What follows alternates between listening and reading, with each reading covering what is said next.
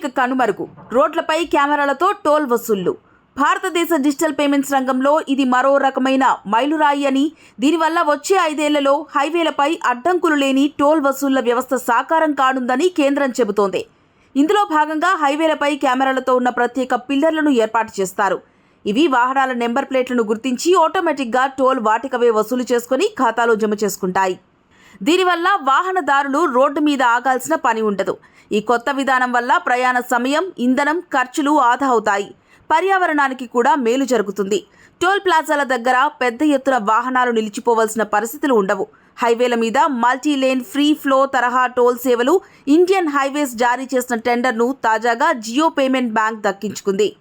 ఇప్పటికే దేశవ్యాప్తంగా 11 టోల్ ప్లాజాల్లో ఈ తరహా టోల్ ఆపరేషన్స్ను మేనేజ్ చేస్తున్న జేపీబీఎల్కు ఇది 5వ ఎంఎల్ఎఫ్ఎఫ్ బిడ్.